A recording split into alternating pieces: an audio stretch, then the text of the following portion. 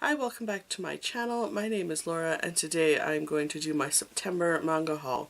It is a little bit late because now it's getting near to the end of October and I do have actually a substantial haul for October, which I will probably talk about in maybe mid-November, trying to not have too many of these really close together.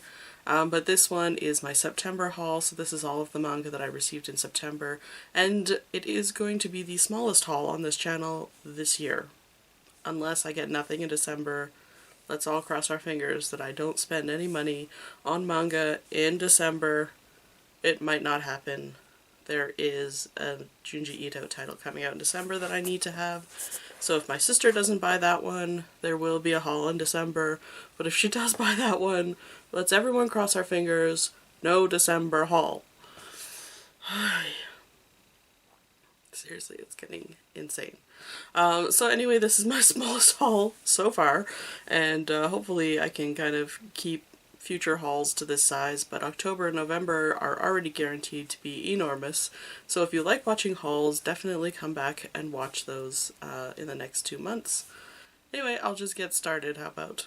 So the first title I got was Complex Age by Yui Sakuma, Volume 2. I did review the first volume a few weeks ago, so I will link that up below if you're interested in hearing my thoughts on it. Basically, it's about women who are otaku.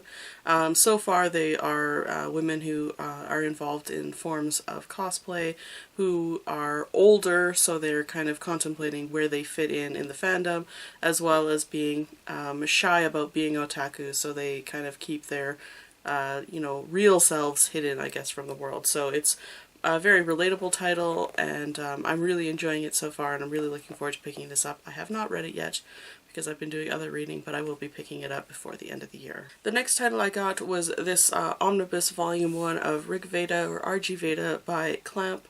This is Clamp's debut work, and I'm not a Clamp otaku, so I don't really know how much of this work influences their future work, but if you flip through it, you can really see how mature the artwork is for a first work for them. Like, it really looks like some of their older work, which it's amazing how strong their art is right from the start. This is reimaginings of Indian tales from the Rig Veda, so it's based on kind of things that pre-exist, so pre-existing legends and stories and myths. So I'm really looking forward to reading this. I do have a first volume of this from Tokyo Pop, I think. I got it in the summer from a secondhand book sale, and I haven't picked it up yet. I haven't read it, but I think it could be quite interesting. I'm not a fan of all of Clamp's stories, but I think probably their earlier work would appeal to me more. I think I get a little bogged down when their worlds sort of collide so much. They do have a lot of series where they kind of draw the same characters from all of their series and then put them into new worlds and have all of these like other realities with the same characters. So if it's a first story, I think it'll be a lot clearer to me, and maybe it'd be better to read all of the first stuff before you read the later stuff. Anyway, this is published by Dark Horse, and it looks like a really nice publication. The pages are quite thick. The ink, the printing is very dark. So it's very bright whites and very dark blacks, so it looks like a really nice publication so far. I haven't looked at it too much, but I will probably be reading this soonish. Maybe when the next volume comes out, I will be reading this. I have the next volume of Paradise Residence by Kosuke Fujishima. This is volume 3. I haven't read volume 2 yet, but I did review volume 1, so I will link that up below if you're interested.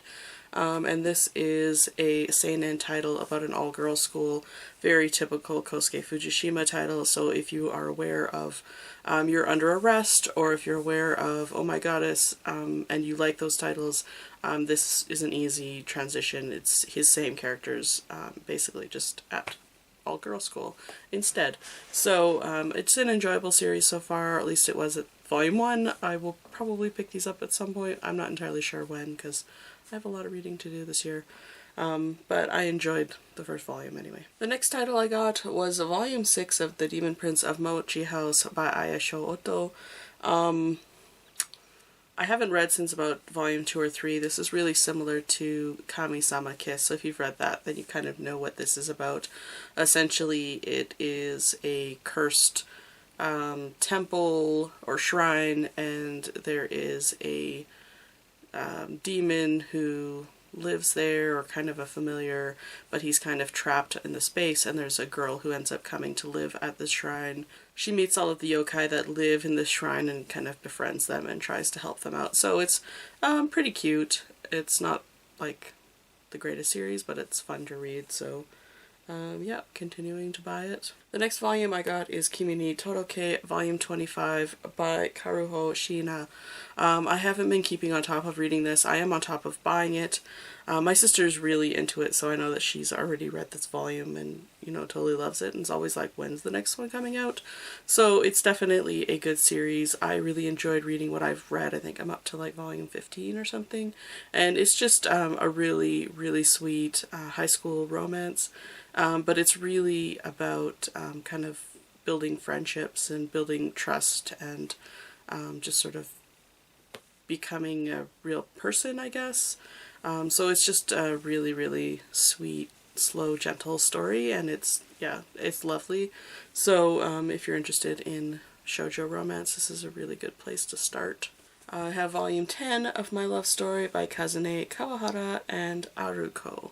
I really love Kazune Kawahara's storytelling. I think she's just got great characters and has a lot of fun. I still haven't read very far in this series either, but this is one that I'm holding off on because I know that when I read Kazune Kawahara, I need to read it all in one sitting because I love the way that she tells stories. So this one is probably a good title, and even if you are not typically a shoujo reader, this one probably has some themes in it that might appeal to you, so I think this is a good one to try for a first time if you are hesitant about picking up shoujo. It's still a romance, there's a lot of comedy, but the main character is, you know, the main love interest is quite unique, so very enjoyable title. I picked up the next volume of Haikyuu. This is volume 3 by Haruichi Furutate. I haven't read past volume 1, but I really, really loved volume 1 when I read it, so I'm looking forward to getting further into the series. And this one I got gift with purchase, so I ended up getting this collector's card, you can see. Basically that's what's been coming in these sports manga that have been gift with purchase when you buy them on Right Stuff or pre-order them on Right Stuff. The next title is actually from the month before. This is The Wolf Boy Is Mine by Yoko Nogiri, volume 1, and I haven't read anything by this author before, but essentially basically this is a shoujo like comedy romance, I guess. And it's a reverse harem story, which means it's a main girl and she's surrounded by beautiful boys, and these beautiful boys happen to have a interesting secret. So it's a little bit of a twist on what the kind of the typical harem style, like usually they're just, you know, regular high school boys. These boys happen to have a special secret, and I'm sure you can figure it out from the title, but at the same time, I'm not going to spoil it too much for you by telling you all about it, but I actually quite enjoyed it. I laughed out loud when I read it. It's really cute, and I'm looking forward to getting into the next one. This one is published by Kodansha. The next title that I got is A Distant Neighborhood by Jiro Taniguchi, and in the last haul, I think, I picked up The Walking Man by Jiro Taniguchi, and I described it as a man who walks into his past and kind of has a chance to relive his childhood and maybe like contemplate some of the decisions he made. This is not what this book is about. This is what this book is about, and I had mistakenly got them confused because I had them both on order at the same time. So that's what this one is about. He kind of goes back in time and kind of revisits his childhood, and this book is him basically just enjoying going on a walk and contemplating the finer things in life, I guess, and like kind of quiet contemplation. I think that's what this is about, so don't quote me on that, but I was mistaken when I described this book in the last haul. And so that's this one, and it's quite a large volume. You can see it's quite sizable. This one is published by Fanfare, which I think is a Spanish publisher, and it looks like a really nice publication. It's very, actually quite weighty, which is why I have to hold it kind of on its edge, because it will fall down. But it is, it does have some color pages in the front, and it just looks like a really nice publication. I have a handful of these hardcovers now from them, and they've all been really quite nice, so I highly recommend them. Plus I think they have very small print runs, so if you're interested in picking up Chiro Taniguchi, I think you should do it while he's in print. And the last title I picked up in September is Otherworld Barbara by Moto Hagio, and this is volume 1. I think there's only going to be 2 volumes of this. I'm not entirely sure. Please don't quote me. This one is published by Fantagraphics. They do really nice publishing. This one, when I got it though, was kind of warped, and I think it was just like it was print bound too tight, and so when I got it, it was like there was just something really odd about it, and you could kind of bend it. Like anytime you opened it, it would kind of like shift on an angle. It was very odd, so I've had it sitting under all of my manga hoping for it to straighten out, and it seems to have straightened out. So yeah, that was just an odd publishing quirk. It was a really tight bind, I think. So anyway, it's corrected itself. I was a little worried because, you know, Fantagraphics has beautiful publication, and this is the first time that I've ever seen anything that had a fault, and I was just like, oh no, what's happened? You know, how can I trust them again? To have beautiful publication. They still have beautiful publication, so all is well. This one, I think, of Moto Hagio's, I think is more of a science fiction tale. I think most of the stuff that she's got over are generally kind of slice of life or romance, or, you know, dramas, but this one I think is a science fiction tale, which I think she has written more of.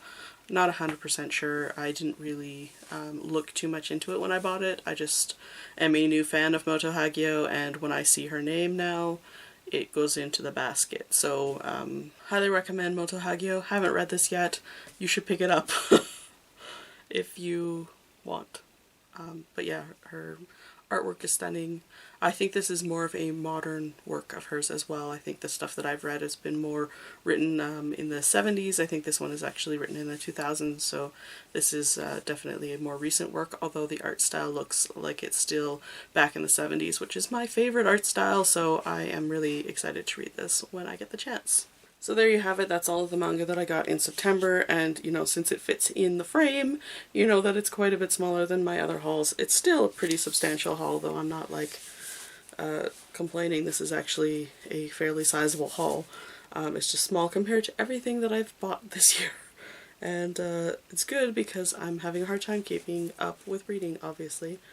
If you've read any of these titles, definitely let me know what you thought of them in the comments bar below. Or if you think that I should be picking something up before the end of the year, that would be cool too, because, you know, I have lots to choose from and I'm not always sure where I should go. So anyway, thanks for watching my video, and I will see you in the next one. Bye for now.